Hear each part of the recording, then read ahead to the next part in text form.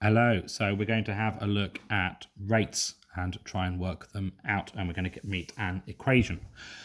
So if we look at rates at GCSE, a rate of a reaction, we do it in the change in mass or the change in volume per unit time. So we either get grams per second or we get centimetres cubed per second. Now, at A level, we have a slightly different approach to it. In chemistry, generally, we would go with our rate of reaction is equal to our change in concentration over time. So that means our new units for our rate, concentration, we always measure in moles per decimeter cubed. And our time is going to be in seconds to the minus 1. So I'll just move the camera up a little bit so we can see that. So we've got our rate is our change in concentration over time, and therefore our units for rate are our moles per decimeter cubed per second, or moles dm to the minus 3, s to the minus 1. We write it this way as just with convention. Now, we're going to have a look at an example. We're going to have a look at how we get to what we call the rate equation. So I'm going to have an equation. I don't mind what the things are, but we've got A plus B plus C will make product D. And I'm going to have a look at them. And there's some things that we need to go through looking at orders of reaction. The first one we have is a zero order. So a zero order of reaction is something that has no effect on the rate of reaction. So the concentration of something has no effect on the rate of reaction. So we'll say that the concentration of A has no effect on the rate of reaction. To write concentration of a thing, we do it in our square brackets, and we'll have it like that. So that's my concentration of A. So my concentration of A has no effect. It's a zero order. I write to the power of 0. So this has no effect on the rate of reaction. So it has no effect on my rate. My next one is going to be my first order. So this is my first order. A first order, we'll do it for B. We'll say B is our first order. Again, my concentration of B, and we'll do it to the power of 1. Now this does have an effect on the rate of reaction, and it is a proportional increase. So if the concentration of B is doubled, the rate is doubled as well. If the concentration of B is tripled, my rate is tripled as well. And that's because we have our concentration of B to the power of 1. So 2 to the power of 1, 2 to the power of 1 equals 2. For tripling it, we have 3 to the power of 1 equals 3. So we're getting a directly proportional increase. Our final one we're going to have to look at is our second order. So our second order. This time we'll use C being our second order. And our zero order had as power to the 0. First order to the power of 1. Our second order, you guessed it, to the power of 2 or squared. This we do see slight or a bigger increase in our rate of reaction. So on this case, if our concentration of C is doubled, the rate is quadrupled. Again, that is because we've now doubled our rate, so our concentration, we've doubled our concentration, so it's now 2 times, and we square it, which gives us 4. So our rate has gone up to 4 times. If the concentration of C is tripled, our rate will increase 9-fold. Because this time we've got our concentration is tripled, we've got 3 times the original concentration. We're still going to square it. So 3 squared gives us 9. And obviously the inverse is true as well. As we halve the rate of, or the concentration of C, our rate of reaction will decrease exponentially quicker. It will go to a quarter and so forth because of this squaring power here, so our order there. Now, you don't need to know or to work out from equations what the order is. That information will always be supplied through experimental data. And for that, you will need to look at the concentrations and what effect they have on the rate. So you're looking for the patterns there. But what we can say for all of them is that our rate, so our rate of reaction is proportional to the concentration. So it's proportional to the concentration of A to the power of 0. Our rate is proportional to B to the power of 1. I'm using the same ones as before. And rate is proportional to C squared to the power of 2. With this one being A to the power of 0, that's always going to equal 1. So if anything is a 0 order reaction, we don't need to include it in our rate equation because the answer will always be 1. Whatever this is to the power of 0 will always be 1. If you want to try it in a calculator, you can do, but we don't need to. We can now combine these equations though, and we can say that our rate, which is always the same, is going to be proportional to, we'll include A for the moment, A to the power of 0, B, that's our first order one, to the power of 1, and C to the power of 2. And we can ignore that one because it's always going to be 1, whatever the value is. This proportionality sign we want to get rid of. So if anything's proportional, we can replace it with a constant. So we can say that our rate equals a constant, and we use the letter K to B to the power of 1 times by C, concentration of C to the power of 2. And this K here is our rate constant. Now the rate constant does have units, but those units can vary from reaction to reaction, and we will see why depending on what the overall order of our reaction is. To work out our overall order of a reaction, we look at our powers here. So we've got the power of 1 to the power of 2, which is going to add those together. So our overall order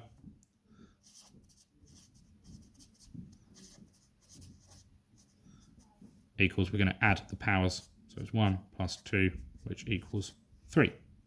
So our overall, the concentration of everything to the power of 3 would give us our rate.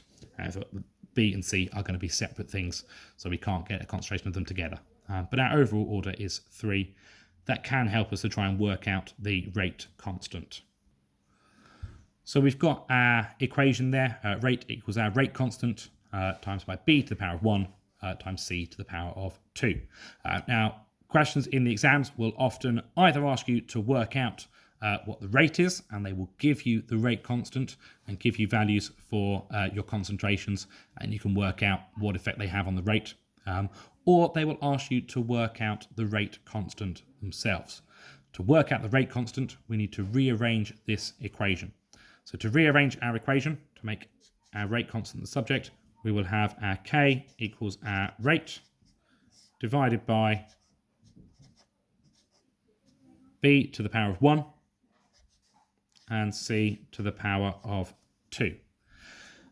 The values for the concentrations you would have, and again, working out the which is first order and which is second order, we'll look at experimentally.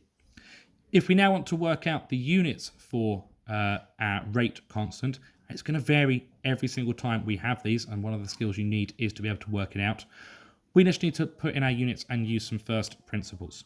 So our units for rate is always going to be moles per decimeter cubed per second. We now need to look at our units down here as well on our bottom line, so our concentration of B and C, remembering that we've got these powers now. So we'll do them separately. Now, first one, for our concentration generally is moles per decimeter cubed. So for our first order reactions, it's going to be moles per decimeter cubed. For our second order reaction, we've got to remember to square it. Now, we can either write it out twice and do moles per dm cubed, or we could square it straight away. Either way, we're going to get the same answer. I'm going to write it out individually each time. So we can then multiply them all together. So move it along a bit there for you. We now need to cancel out anything that we can cancel out. We've got moles per dm cubed on the top and on the bottom 3 times, so we can cancel 2 of those out. This one now, we times them together, we get mole squared and dm to the minus 6. We're doing this, we add them together. So we've now got, we'll do it below, we've got seconds to the minus 1 on the top still, and then we've got moles squared, we've got 2 of them, and we've got dm to the minus 6. We just add them together. Those 3's are added together. If you're not sure about this, this is going to be a maths thing. Go and have a look back at your GCSE maths for when you're adding indices. Our convention says that we bring it all up together on the top line. That means anything at the bottom that was a minus now becomes a plus, and was a minus, was a plus, now becomes a minus. So when we bring it up, we now get seconds to the minus 1, we'll bring up that moles. It's now going to be to the minus 2 and dm to the 6, to the power of 6. Our convention states that we put our positive ones first, so any positive integers on our powers will go first. Although, if you wrote this thing down, that would still be correct. We're not bothered about rearranging it yet, and it is just convention at that stage as to how we write it. So we would get dm to the power of 6. We'll then do moles to the minus 2 and seconds to the minus 1. Again, just convention. We like having seconds going last. We'll now have a look at a question to try and work out what is going on. Let's see if we can put it into practice. So we've got a student carrying out an initial rates investigation on the reaction below. 5i minus plus IO3 minus plus 6H plus makes 3I2 plus 3H2O. From the results, the student determines the rate equation from this reaction. So our rate is our rate constant, and then our iodine ions squared, IO3 to the minus, IO3 minus. There's no number there, so that's just the power of 1. This is our first order, and then H plus is 2. So we've now got 3 things in here. It's getting slightly different. This one here is our first order reaction, so I've got the 1 there. Anything that was 0 order, we would exclude. And they'll have worked this out from experimental data that we will see. So the table shows some of the students' results, and it wants us to complete the table by adding in the missing initial rates in the boxes. For this, we don't want to use our rate equation because we don't yet know our rate constant, so trying to work it out that way would not work. Instead, we need to look at the what is they're going to do and the effect they will have on them working out for this. I'm just going to make a little note on the side. So my iodine ions, they are a second order. My IO3 minus are a first order. And my H plus is also a second order. And we might want to include it on there to say what we've got and what it means for the rate of reaction. So for this first one, and have a look, I've got experiment 1. I've got my concentrations there, all in moles per decimeter cubed, and then my rate of reaction, moles per decimeter cubed per second. And I've got 3 reactions going through this. To work it out, I need to see what I am doing to each thing. So for experiment 2, the only one I have changed has been my concentration of iodine. I have tripled my rate of reaction. Everything else has stayed the same. So iodine on this one, it is times by 3. So to now work this out, I need to have a think about what I've got. Iodine is second order, so it's going to square it. So I have tripled that one and kept everything else the same. So my reaction rate now, so my concentration of iodine ions is times 3. My rate will be my rate times by 3, because it's second order, I've got it from there, squared, which equals 9. So 9 times the rate of reaction. Can nail that out, I get 0.6 times by 9, and that will give me 5.4. So I've got 5.4 moles per decimeter cubed. my rate of reaction here. 5.4 moles per decimeter cubed. My next one, I'm going to have a look again. This one, I've changed quite a bit more. So it's going to get a little bit more complicated. So first one, my rate here has increased by 4 times from my initial rate. Just in case I've got this one wrong, I'm going to stick with my initial rate still. My IO3 ions, again, have increased 4 times. And my H plus ions have increased 4 times. So for this one, again, I'm going to work out what's going on with each of them. So my iodine ions are second order, my IO3 ions are first order, so only times 4, and my hydrogen ions are times 4 second order as well. So I'm going to be squaring that. So again, I'm going to write out like I've done here. I might have to do it a little bit lower. So my iodine is times 4, so therefore my rate is times 4 squared, because it's our second order one. For my IO3, it's first order, so it's times 4. My rate is times 4 to the power of 1, because it's just a first order reaction. And my hydrogen ions are times 4, so therefore my rate, I've got it from up here, is second order, will be 4 squared. So I'm going to times my rate by 16, times 4, and by 16 again. And I'm not just going to pick one of them. I'm going to times it by 16 to work out my increase here, by 4 to work out my rate of increase here, and by 16 again to work out my increase here. So 16 times 4 times 16 times my initial rate of 0.6 gives me about 614.4. I think I've got it as 614.4 moles per decimeter cubed per second. We're taking all of them into account this time. And next part wants us to calculate the rate constant, K, for this, and give the units. And we want our answer to 2 significant figures. Now with this, like always, I'm going to start by writing out my equation, so I know what I've got. I'm going to do it at the bottom here. There's a little bit more space, so I can do it. It's my fault for not printing big enough lines on here. So I'm just going to go, my rate is equal to my K constant, my rate constant, and I'm going to get my equation from up here. As I've got it here, but I'm going to write it down here so I know I've got it. So I'm just going to copy that out.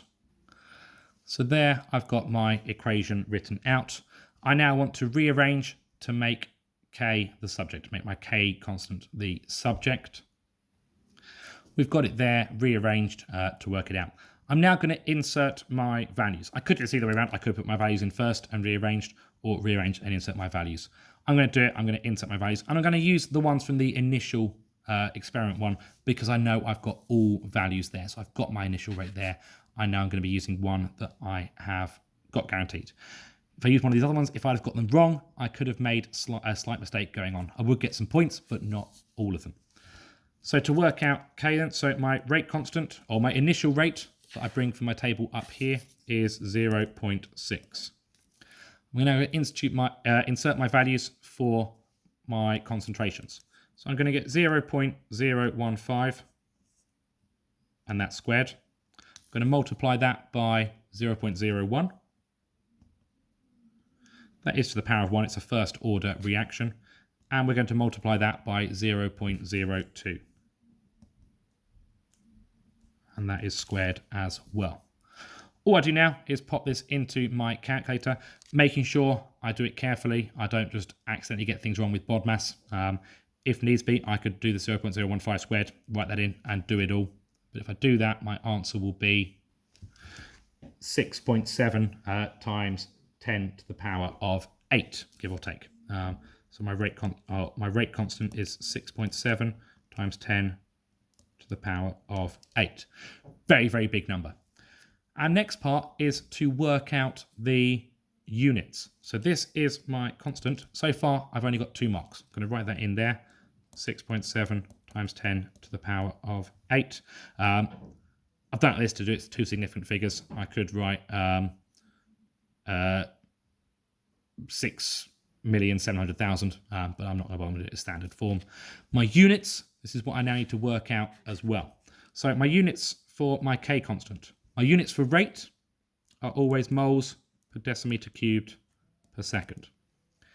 To work out the units for my the rest of it, I'm going to take in my concentrations and remembering if I need to do them to the power of 2 or to the power of 1. So for my first one, we've got moles per decimeter cubed, and that's squared. My next one, I've got moles per decimeter cubed, because there is no power there. And my last one, I've got moles per decimeter cubed, all squared together, because we're getting it from that rate equation.